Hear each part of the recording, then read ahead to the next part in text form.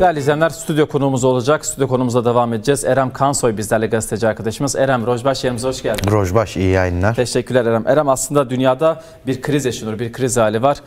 Kapitalist modernite tarafından yaratılan krizler ulus devletler ile sürdürülüyor hala. Özellikle Orta Doğu'da bir savaş hengamesi yaşanıyor, bir savaş var.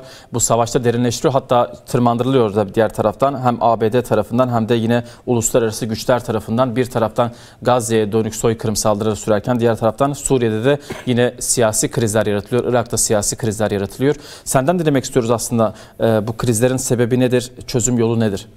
Yunus, aslında krizlerin kökeninde devam eden 3. Dünya Savaşı söz konusu ve hatırlarsanız 2022-2024 yılları arasında özellikle Avrupa'da yapılan seçimlerde savaş hükümetleri olarak isimlendirdiğimiz hükümetler başa geldi.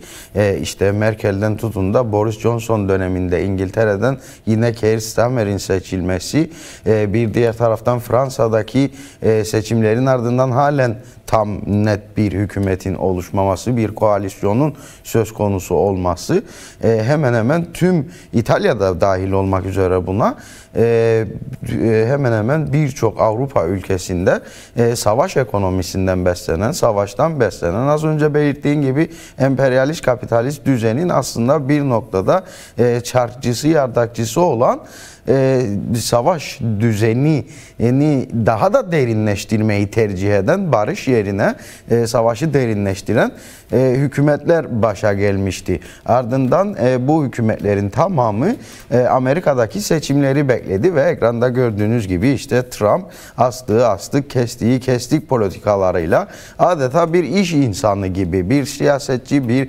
devlet büyüğü, bir devleti, koskoca bir ülkeyi temsil eden bir siyasetçiden ziyade şurayı alacağım, burayı bana verin, şurada şunu yapacağım gibi adeta bir mahalle ağzı tarzıyla dünyayı yönetmeye çalışan bir süper güçten bahsediyoruz ve elbette işte tüm bunların yansıması yine NATO'nun, Birleşmiş Milletler'in, Avrupa Birliği'nin de harmanladığımızda yansıması Orta Doğu'da savaş ve kan gölünden başka bir şeye dönüşmüyor.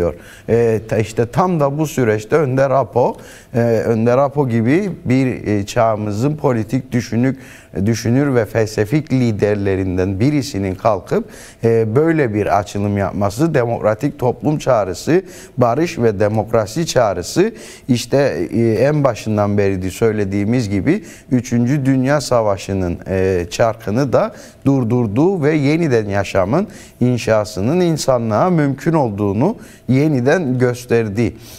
Dolayısıyla aslında 3. Dünya Savaşı nereye doğru gidiyor dersek, somut olarak bugün Orta Doğu'da çok ciddi sorunların baş gösterebileceği bir İran coğrafyası söz konusu. Ardından da yine Kıbrıs'ta da siyasi politik çok ciddi sorunların giderek gündeme geldiğini görüyoruz. Düşünün ki Akdeniz ülkesi küçücük bir ada, ikiye bölünmüş. Türk devletinin işgal toprakları söz konusu burada ama neredeyse 6 devletin hem denizaltıları burada söz konusu hem de son olarak İsrail Dışişleri Bakanlığı'yla yapılan anlaşmanın ardından Kıbrıs Cumhuriyeti ile birlikte buradaki kurulmuş hava savunma sistemleri, Iron Dome'dan tutun da özel füze bataryalarına kadar yine bölgede unutmayalım ki Kıbrıs'ta yine 2 farklı İngiliz üssü var. Bunlardan biri Dikelya ve Arotur üsleri. Bir tanesi F-16'ların bulunduğu 32 civarında F-16 savaş uçağının İngiliz Kraliyet Ordusu'na ait bulunduğu, bir diğeri ise Orta Doğu'nun en büyük dinleme üssü ve şu anda Orta Doğu'nun en büyük dinleme üssü tüm radyo telsiz dalgalarının buradan geçtiği biliniyor ve aktif bir askeri üs şu anda Dikelya ile Avrotur üsleri. Yani bölge bir kazan gibi giderek kaynıyor. Fakat az önce de belirttiğimiz gibi bu kaos ve bu savaş ortamına bir dur demek için, akan kanı, silahların susmasını sağlamak için Önder Apo hem Kürt halkının geleceğini hem de Orta Doğu coğrafyasındaki onlarca etnik grupların, etnik kökenlerin de insanca yaşayabilmesi için işte demokratik toplum çağrısını tarihe adeta bir not düşerek, adeta tarihe bir manifesto olarak bıraktı ve işte bölge halklarının da yolunu böyle aydınlattı. Erem, aslında buraya geleceğiz tekrardan. Hem Kıbrıs'a hem de Önder Apo'nun yaptığı çağrıya tekrardan geleceğiz. Ancak ben şunu sormak istiyorum. Yalnızca Orta Doğu'da değil, Avrupa'da da bir kazan kaynıyor. Yani deyim yerindeyse Almanya bir açıklama yaptı. Almanya Savunma Bakanlığı Rusya'yı bir tehdit olarak gördüklerini ve askeri savunmalarına daha fazla ağırlık vereceklerini söylediler. Yine bir savaşa hazırlık yapması gerektiğini de aslında uyarısında bulundu Avrupa Birliği'ne. Hem Almanya hem de İngiltere'den buna benzer açıklamalar ard arda geldi. İki tarafta askeri varlıklarını uzun süredir aslında arttırıyor. Hem savunma bütçelerini arttırıyorlar hem de diğer taraftan askeri varlıklarını Ukrayna çevresinde, Polonya çevresinde arttırmayı planlıyor. Polonya'da zaten daha önce bunu yapmışlardı. Şimdi tekrardan Ukrayna üzerinden bunu yapmaya çalışıyorlar. Bir barış görüşmesi gerçekleştiriyor Ukrayna'da, Rusya ve Ukrayna arasında. Her ne kadar ABD kendi çıkarları doğrultusunda bu barışa müdahil oluyorsa da bir görüşme gerçekleştiriyor. Ancak bu görüşmelerin tam tersine İngiltere'den ve Almanya'dan, özellikle bu iki devletten bahsediyorum, peş peşe açıklamalar geliyor. Bir diğer taraftan da İsrail'in saldırıları karşısında da herhangi bir tepki yok Avrupa Birliği'nden. Hatta destekleyici açıklamalar da yapılmaya devam ediyor. Öte yandan Suriye'deki yeni hükümet HTŞ içerisinde de yaptığı katliamlar görmezden geliniyor. Bir aslında aka çıkarma politikası sürdürülüyor. İşte bu kapsamda aslında bugün de bir eylem de yapılacak Cenevre'de. Tekrar hatırlatmış olalım izleyicilere. Alevi kadınların öncülüğünde bir eylem yapılacak. Yani bu ikircikli politikanın sebebi ne? Yani istenen, amaçlanan tam olarak nedir Avrupa'nın? Aslında Avrupa'nın her zaman ikiyüzlü bir politikası oldu. Özellikle Orta Doğu'ya dönük. Çünkü Avrupa her zaman Orta Doğu'yu başlı başına bir pazar olarak gördü. Ucuz iş gücü olarak gördü.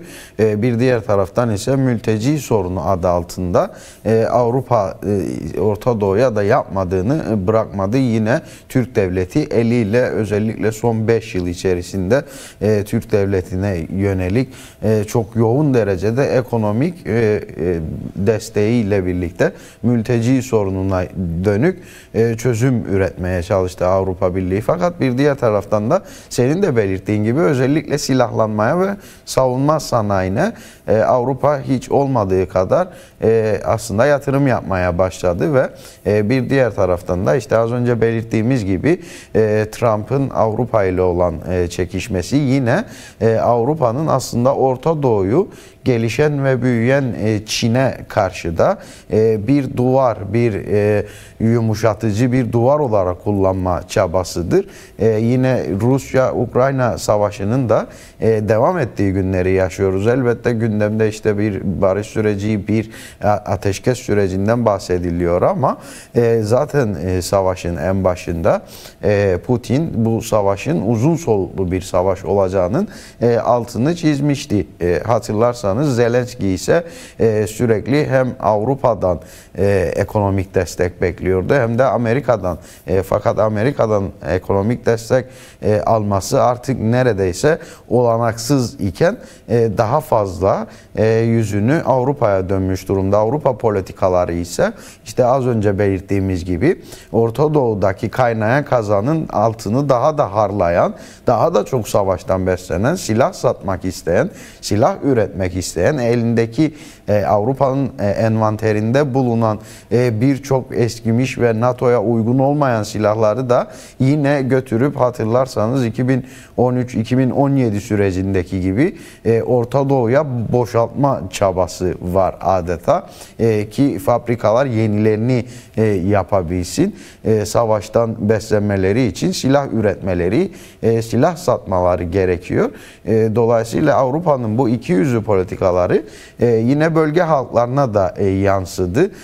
Çok uzun süre örneğin Avrupa ve komisyonlarına baktığımızda işte CPT başlı başına İmralı tecritinden sorumlu bir Avrupa Enstitüsü halen raporlarını açıklamamış. Halen o insanlık suçu olan tecride ortak olmaya halen devam ediyor. Oysa bir diğer taraftan muhatabı Önder Apo tamamıyla bir barış çağrısıyla CPT'nin de bu tutumunu da boşa düşürdü. Bir diğer taraftan OPCW, hatırlarsanız kimyasal silahlarla insanlık ve savaş suçu işleyen Türk devletinin defalarca kimyasal silah kullandığı kanıtlanmasına rağmen bağımsız kimyagerler tarafından OPCW hiçbir zaman burada gerekli araştırmaları, yerinde incelemeleri yapıp gerekli raporları açıklamadı. AHİM'e bakıyoruz. AHİM, Avrupa Birliği'nin en önemli enstitülerinden biri. Özellikle yine tecrit konusunda ve Gurban grubu diye adlandırdığımız İmralı'daki tecritle karşı karşıya kalmış tutsakların, Önder Apo da buna dahil olmak üzere, umut hakkından yararlanmasına Avrupa Konseyi Bakanlar Komitesi ile birlikte emrederken, talep ederken bunun takibini yapmaması, işte buyurun size kanıtı bu çifte standartların. Aynı şekilde yine Türk devleti gibi 3. dünya ülkelerine en büyük silah satışını yapan da Avrupa Birliği ülkeleri başta Almanya ve İngiltere olmak üzere. Şimdi hem siyasi politik hem de maddi çıkarları göz önünde bulunduran Avrupa Birliği siyaseti bölgedeki savaşın daha da derinleşmesine ve aslında bölgede bir çözümden ziyade çözümsüzlüğü çözüm haline getirme projesi peşinde koşarken az önce belirttiğimiz gibi bahsettiğimiz tüm başlıklar aslında 3. Dünya Savaşı kapsamında yine az önce belirttiğimiz gibi dönüp dolaşıp Önder Apo'nun bu tarihi çağrısına geliyor. Çünkü en başta da belirttiğimiz gibi geçtiğimiz aylarda hatırlarsanız 7 Ekim'den bu yana İsrail-Gazze savaşında da buradaki çözüm de yine Önder Apo'nun önerdiği çözüm. Rusya-Ukrayna savaşına baktığımızda yine benzer yöntemler, benzer bir yolla Önder Apo'nun demokratik çağrısı, yeniden yaşamın inşası çağrısı yine buraya da uygun bir çözüm. Avrupa'nın yaşadığı iç dinamiklerindeki demokratiksizleşme süreci, aslında Avrupa'yı demokratik diye tanıyoruz ama pek de öyle olmadığını gün be gün görüyoruz. Avrupa'nın da demokratikleşmesi için yine Önder Apo'nun çizmiş olduğu yol, yordam ve harita önümüzde duruyor. Dolayısıyla 3. Dünya Savaşı'nın çözümü halklardadır. 3. Dünya Savaşı'nın çözümü tepede değil, tabandadır, halklardadır. Önder Apo da halklara bu çözümün yol ve yöntemini açık ve net bir şekilde ortaya koymuştur. Kaldı ki bunun son kanıtı da en son Avrupa Parlamentosu Brüksel'de yapılan Kürt Konferansı'ydı. 19. Uluslararası Kürt Konferansı'nda birçok şeyi açıkça gördük. Evet. Aslında ben de oraya gelecektim, onu soracaktım sana. Sen de takipçilerden biriydin, takip eden gazetecilerden bir tanesiydin. Ama öncesinde ben şunu da sormak istiyorum. Şimdi bu bir çağrı yapıldı, Önder Apo bir çağrı yaptı ve bunun bütün dünya için önemli bir çağrı olduğu da belirtiliyor. Senin görüştüğün isimler de var, önemli isimler de var. Örneğin Nobel ödüllü isimlerden de bahsediliyor. Yine diğer taraftan siyasetçiler, aktivistler de var aralarında. Her biri dünya için önemli bir çağrı olduğunu söylüyor. Dünya için bir manifesto olduğunu söylüyor. Ancak diğer taraftan çağrının gereklileri de henüz Türk devlet tarafından yerine getirilmedi. Bu kapsamda Avrupa'nın da herhangi bir talebi ya da bir öncülüğü de yok diyoruz. Ancak Avrupa'daki Kürtler de Avrupa Birliği parlamentosunda bir konferans gerçekleştirdi. 19. Kürt Konferansı'nı gerçekleştirdi. Bu konferansta da yine aslında konferansa damga vuran Önder Apo'nun tarihi çağrısıydı. En çok tartışılan konu buydu. Yine bu konu kapsamında birçok görüş alışverişi yaşandı. Sen takip ettin. Senden denemek istiyoruz. Kürt Konferansı nasıldı? Neler konuşuldu? 19. kez düzenlendi, belirttiğimiz gibi çok önemli bir konferanstı. Hem nitelik hem nicelik açısından bu yıl aslında top konferanslardan biriydi. Çok önemliydi çünkü burada Nobel ödüllü isimler katıldı. Avrupa parlamenterleri birçok farklı gruptan katıldı. Yeşiller, Sosyal Demokratlar, ilerici kesim, birçok gruptan, sol grup başkanı oradaydı. 2 gün boyunca hem Avrupa parlamenterleri hem milyonları temsil eden işte Nobel ödüllü isimler, siyasetçiler, akademisyenler burada bir araya gelip aslında hem Türkiye'nin pozisyonunu hem Avrupa Birliği'ndeki pozisyonunu hem de Orta Doğu'daki tavrını, tutum ve tavrını tartıştı ve Kürtlerin bunun neresinde olduğunu tartıştı. Elbette böylesi bir tartışmaya, böylesi bir iki güne Önder Apo'nun çağrısı, tarihi çağrısı damga vuracaktı. Öyle de oldu. Önder Apo'nun çağrısı etrafında tüm konuşmacılar hemfikir oldu ve ağız birliği yaptı aslında. Ortaya çıkan mesaj şuydu, özellikle senin de belirttiğin gibi şu anda topun Türk Devleti sahasında olduğu yönündeydi ve aslında şu anda Türk Devleti'nin barış ve müzakerelerin başlaması, çözüme ulaşılması adına olumlu, pozitif bir adım atması gerektiği yönündeydi. Çünkü Önder Apo hem çağrı yaptı hem de Önder Apo'yla birlikte PKK'de Önder Apo'nun mesajına destek verdi. Halklar, kitleler Nevroz'da Önder Apo'ya desteğini ve bu çağrıya vermiş olduğu önemi somut bir şekilde ortaya koydu. Yüz binler oldu, meydanlara aktı. Yani hem halk hem PKK hem Önder Apo üzerine düşeni fazlasıyla yaptı. Fakat artık şu anda Türk Devleti'nin olumlu, pozitif yönde bir adım ve iyi niyetli yönde bir adım atması gerektiği konusunda orada da hemfikir olundu ve özellikle yine Nobel ödüllü isimlerden Şirin Ebadi ile Jody Williams da medya haber ekranlarından özellikle Önder Apo'nun uygun çalışma koşullarının derhal sağlanması ve sürecin Önder Apo liderliğinde, öncülüğünde derhal başlaması gerektiği yönünde çağrıları da vardı ve yeniden hatırlatalım.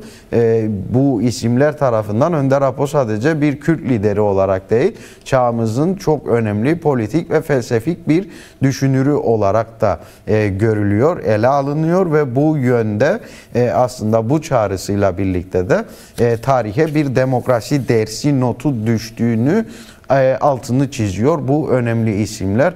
Bu konferansta ortaya çıkan gerçeklik de bu olmuştu. Erem, aslında konuşacak çok konu var ama zamanımızın da sonuna geldik. Sana aktardıkların için teşekkür ederiz. Teşekkürler, iyi yayınlar. Çok teşekkürler.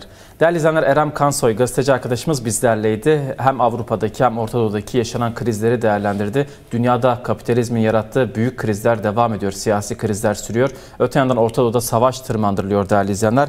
Erem Kansoy'la bunu konuştuk.